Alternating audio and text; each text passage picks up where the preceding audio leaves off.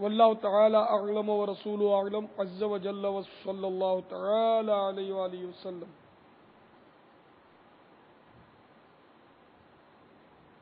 صلو علی الحبیب صلی اللہ تعالی علی محمد. پیارے باپا جان، یہ ارشاد فرمائیے، کیا ہنسی مذاق میں کفر بکنے والے کی قرآن کریم میں بھی مذمت آئی ہے؟ جی ہاں، مذاق میں کفر بکنے والوں پر خدا رحمان عز و جل نے اپنے پاک قرآن میں بزبان رحمت عالمیان صلی اللہ تعالی علیہ وآلہ وسلم کفر کا فتویٰ صادر فرمایا. چنانچہ پارہ 10 سورۃ التوبہ آیت نمبر 65 اور 66 میں ارشاد رب العباد ہے. ترجمہ کنز ایمان: اور اے محبوب اگر تم فرماؤ کیا اللہ اور اس کی آیتوں اور اس کے رسول سے ہنستے ہو، بہانے نہ بناؤ، تم کافر ہو چکے مسلمان ہو کر. میرے آقا اعلی حضرت امام اہل سنت مجدد دین و ملت مولانا شاہ امام احمد رضا خان علیہ رحمت الرحمان تمہید الایمان معہ حسام الحرمین صفحہ 94 تا 95 پر نقل فرماتے ہیں.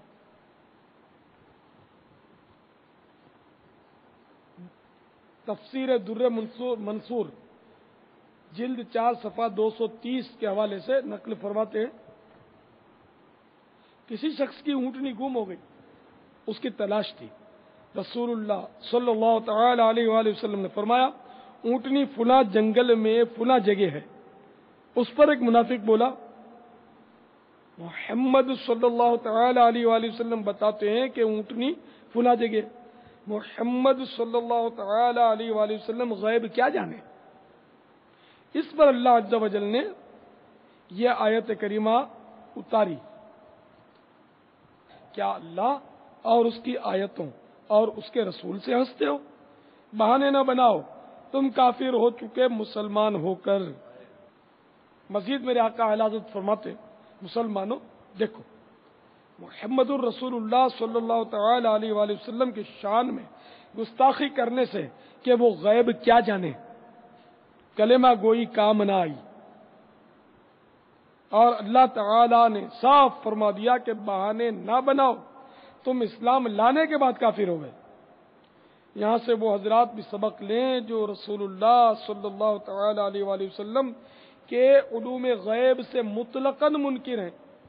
دیکھو یہ قول منافق کا ہے اور اس کے قائل کو اللہ تعالی اور قرآن و رسول سے ٹھٹھا یعنی مسخری کرنے والا بتایا اور صاف صاف کافر و مرتد ٹھہرایا. اور کیوں نہ ہو کہ غیب کی بات جاننی شان نبوت ہے.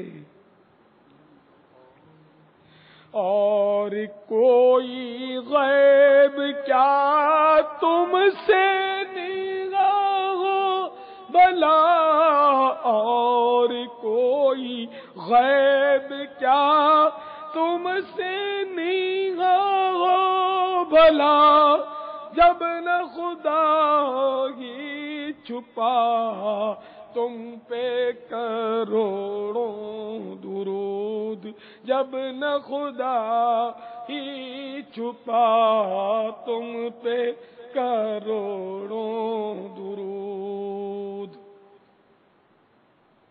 تو یہ ذہن میں رکھیے کہ اگر کوئی یہ کہے کہ سرکار صلی اللہ علیہ وسلم کو بالکل بھی غیب نہیں تھا، یعنی بالکل بھی علم غیب نہیں تھا، مطلقاً علم غیب کا انکار کرے تو وہ اسلام سے خارج ہو جائے گا. بالکل ہی غیب نہیں تھا، یہ کہ سرکار کو مطلقاً علم غیب نہیں تھا، اللہ کی عطا سے بھی نہیں تھا، ماننے ہی نہیں، علم غیب تھا ہی نہیں، تو وہ مطلب مرتد ہو جائے گا. واللہ تعالی اعلم ورسولہ اعلم عز وجل وصلی اللہ تعالی علیہ وآلہ وسلم. صلو علی الحبیب صلی اللہ تعالی علی صلی اللہ تعالی علی محمد.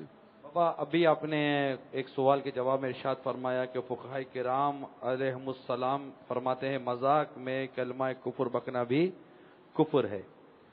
تو بھائی یہ تو فی زمانہ بہت سارا معاملہ جو ہے نا وہ اس کی ایسا لگتا ہے زد میں نہیں آ جائے گا.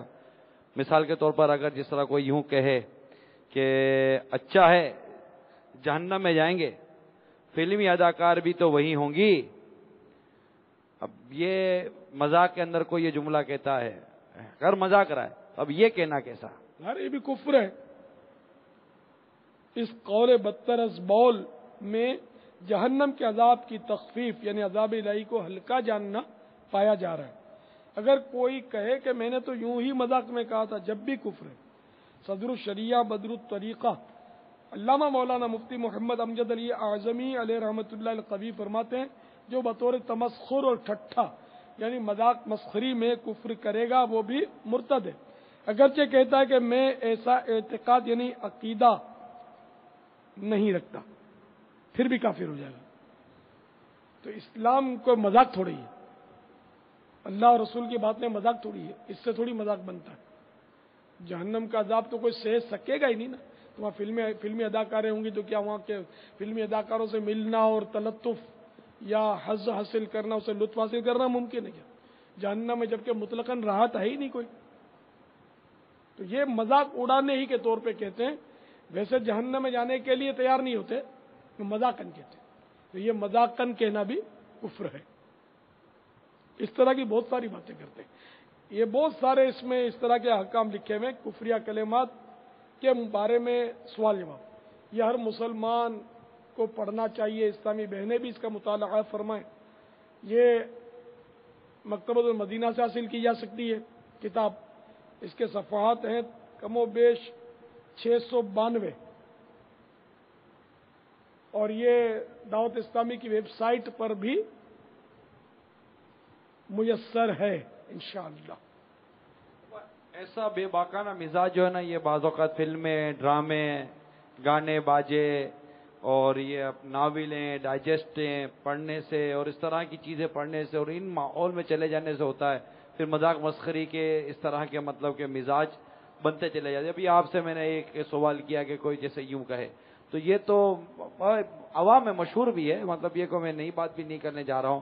جیسے ابھی یہ فلمی اداکاروں کے بارے میں ابھی آپ سے ایک سوال کیا, اس طرح جیسے کہ ایک اس طرح کا بھی مزاح یا چٹکلا جس کو آپ کہہ دیجئے, یہ بھی مطلب بیان کیا جاتا ہے. اگر تم لوگ جنت میں چلے بھی گئے تو سگریٹ جلانے کے لیے تو ہمارے پاس ہی یعنی دوزخ میں آنا پڑے گا. اب یہ بھی کسی نے مطلب اگر مذاق کے لیے کامیڈین نے بول دیا, تو کامیڈین کا کام لوگوں کو ہنسانا ہے. اب وہ ہنساتا ہے, تو اب یہ سگریٹ جلانے کے لیے بھی تو ہمارے پاس جیسے کہ جہنم میں آؤ گے, تو یہ اب یہ کس کے بارے میں کیا کہیں گے آپ؟ ہاں یہ بھی کفر ہے. کامیڈین کہے یا کوئی بھی کہے, یہ کفر ہے. دیکھیں ہے بڑا نازک دور. اس دور میں ایمان کی حفاظت کا ذہن کافی کم ہو گیا. زبان کی لگام بہت ہی ڈھیلی ہے. اکثریت کا حال یہ ہے کہ بس جو منہ میں آتا ہے بکے جا رہے ہیں. فلموں, ڈراموں, ناولوں, ڈائجسٹوں, اسکولوں کی لائبریری کی کتابوں اور اخباروں میں بھی بسا اوقات طرح طرح کے کفریات ہوتے ہیں. تو اسی طرح مزاحیہ چٹکلوں کی کیسٹیں بھی بعض اوقات کفریہ فقرات سے بھرپور ہوتی ہیں. اس لیے ایسی کیسٹیں بھی نہ سنی جائیں, ایسے کامیڈین کے شو بھی نہ دیکھے جائیں کہ اگر کفر سن کر سمجھنے کے باوجود ہنسا تو ہنسنے والے پر بھی کفر کا حکم لگے گا. بڑا نازک معاملہ ہے. میٹھے میٹھے اسلامی بھائیوں, جس کو ایمان کی حفاظت عزیز ہو اسے چاہیے کہ وہ مزاحیہ چٹکلوں کی کیسٹوں, فلموں, ڈراموں, گانوں باجوں, رومانی اور جاسوسی ناولوں, ڈائجسٹوں, عشقیہ فسقیہ افسانوں اور اخباروں کی غیر شرعی تحریروں وغیرہ کے قریب بھی نہ پٹکے. یہ ہمارے اخبارات میں میں نے خود دیکھے کفریات لکھے ہوتے ہیں, آرٹیکلز وغیرہ میں وہ ڈائلاگ لکھے ہوتے ہیں کفریہ. تو اب اتنا علم تو ہے نہیں کہ بندہ اس کو سمجھ سکے. اسی لیے میں تو یعنی کہ عام اسلامی بھائیوں کو لغات کی کتابیں بھی دیکھنے کا مشورہ نہیں دیتا. لغات کی کتاب میں بھی کفریات اور واہیات